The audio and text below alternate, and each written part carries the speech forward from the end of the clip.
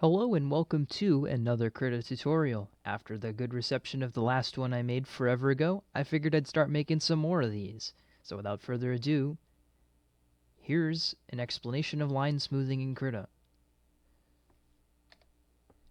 If you do line art in Krita, you may be wondering, well, how do I get my lines to look all nice and clean and smooth, like the pros? Well, let me tell you, the pros use line smoothing, and so can you, with my help, of course. So anyway, first what you're going to want to do is select a brush that is thin so you can see your lines. So just draw around so you can get a feel for how it is without smoothing, although that's only a half-truth. And you'll want to go over to these tool options here, and you'll notice, as I said, half-truth, you already have basic smoothing turned on unless you've messed with it already. So basic smoothing is basically going to be what you're going to want to have on if you don't want actual line smoothing. This is basically going to, as the basic would imply, just kind of get the finickiness out of your graphics tablet. If you turn it on to no smoothing, you'll notice your lines will have little tiny glitches and stuff in them. That is kind of an artifact of the digitizer in your graphics tablet, especially if you don't have a really nice one. So your basic smoothing, that's going to work for like your painting and stuff. You don't really want line smoothing for that. I don't use it when I do my sketches just because it's a little harder to draw with the stabilizer on, which I'm about to get to. So you have these other options here. So you have basic, you have weighted, and you have stabilizer. Stabilizer is the one you're going to want to look at. I haven't really touched weighted smoothing at all, and as far as I know, there's not really much reason to because stabilizer does everything better. At least if the explanations I've read about it are correct. So here's the default settings for your stabilizer. It's going to be 50 distance and 50 delay. And you may be wondering, what's delay? Well, if you draw around with the stabilizer, you'll notice it's kind of weird. You got this circle, and until you hit the edge of the circle, it doesn't draw. That is the stabilizer, or I mean, that is the delay. And if you increase that, that circle gets bigger. This is not terribly useful. You generally want to leave this off. However, it can be useful if you want to draw really long, sweeping lines. It just makes it a little easier to do that sort of thing. But for the most part, you're going to want to leave this off, which I do. So you'll be just left with a brush that draws pretty smooth.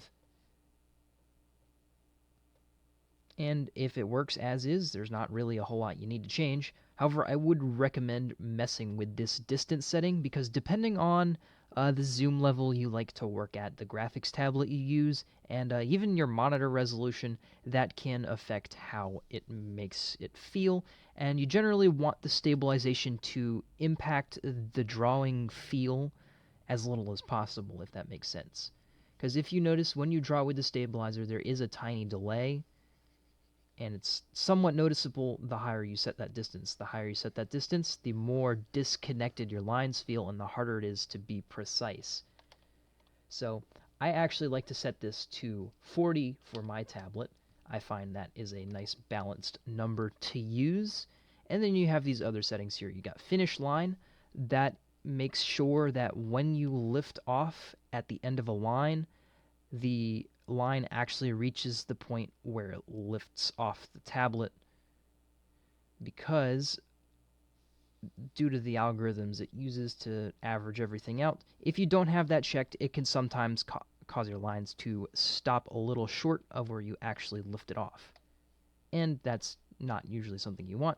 However, it can cause you to have some weird little straight lines at the end. So if you're having problems with that, you may want to mess with disabling that setting. Stabilized sensors doesn't really do much, as far as I know, unless you have a tilt sensor on your graphics tablet or some other stuff. I don't really know. I just leave it on because why not? Scalable distance is going to be the big one here that you may or may not want to mess with. The scalable distance, if you leave that on, it will cause the stabilization to work the same at multiple zoom levels, as in it scales with distance. Some people leave this off, some people leave it on. It's kind of up to you. I like to leave it on because I mostly do my line work at one zoom level, and if I want to do detail, I zoom in and I still get my stabilization over like the same scale as it would be when it is zoomed out. So that's the basics of the stabilizer. Now, there's this one checkbox left. What's that? It says assistant. Well, if you go over here to your assistant tool, if you've never messed with this, you're in for a treat. Over here in tool options, you'll get all these options here. So let's just start with Vanishing Point since it's simple, and just tap that down in the middle of your image. Switch back to your brush, and you'll notice you've got this line connecting to your brush. Now, if you check off Assistant, what it'll do is it'll snap to that guide in such a way that once you put your pen down, you can only draw along that. So this is really good for like stuff like if you wanted to draw some speed lines coming out of like the center of your like page for if you're drawing a comic or something, or just in general action stuff. This is a way to do that. If you go back to your assistant tool, you get some other cool options. You can do a perspective grid, an ellipse, which lets you kind of draw in a kind of a circle. Well, actually, that was right on the line, so well, that actually is locked right on there, so that's not a good example. Let's go back there, and where'd my cursor go? It's gone. Oh, there it is. All right. Yep, so you can see where it left that line. If you go to the concentric ellipse is the one I was looking for.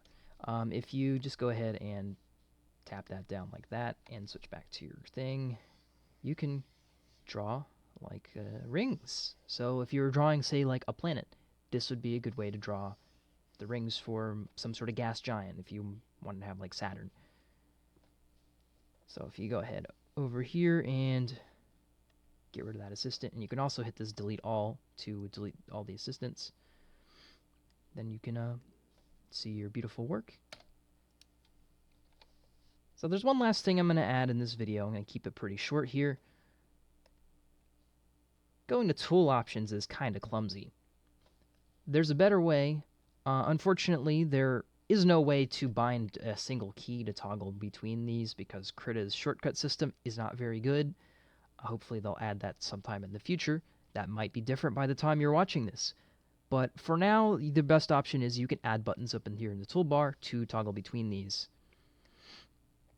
If you go here to Configure Toolbars, and up here you have the main toolbar, that's going to be your File, Edit, View, Image, Layer, those.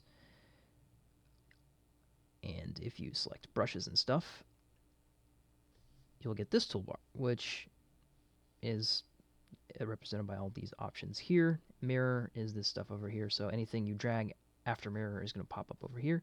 So what we'll do is we'll go type in smoothing, and you'll get all these.